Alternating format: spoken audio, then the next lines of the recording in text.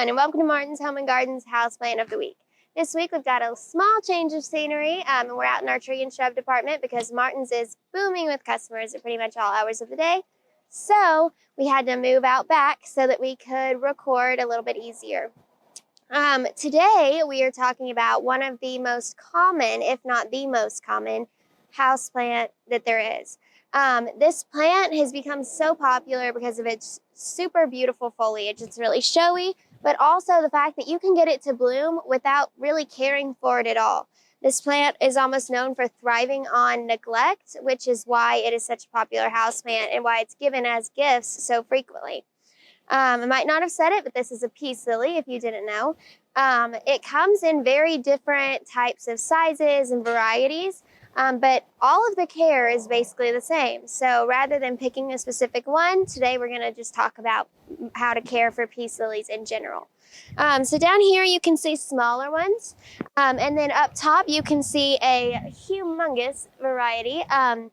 Peace lilies are also really cool because while they are kind of simple and like a very popular houseplant, they're also a lot of bang for your buck. So not only are these plants super forgiving, but like this plant right here is very large, as you can see. It's taller than me right now, which it is on a plant stand, but regardless, it's very large. And it's only $88. So you get a lot of bang for your buck with peace lilies. They're just really good houseplants. As far as care goes, light, they are fine in low light. They'll thrive in bright light.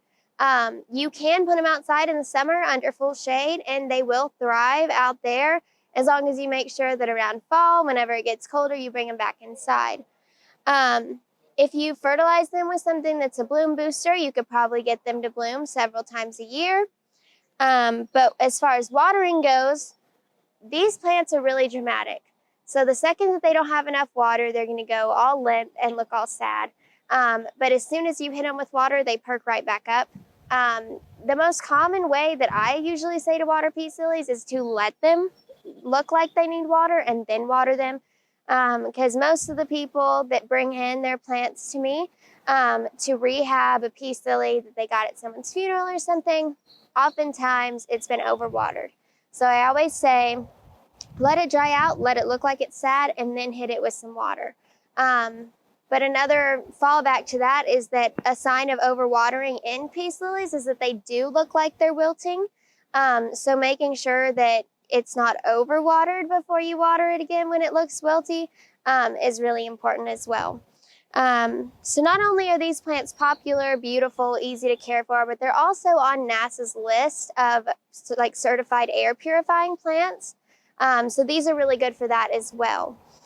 These are also toxic to pets, however, so we do have lots of different options for, being safe for your pets, but pretty much all parts of this plant are toxic to cats and dogs if they are ingested.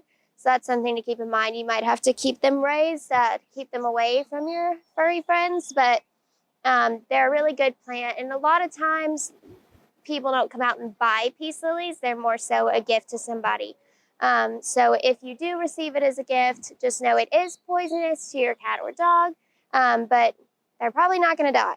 They just might get like the runs or something like that.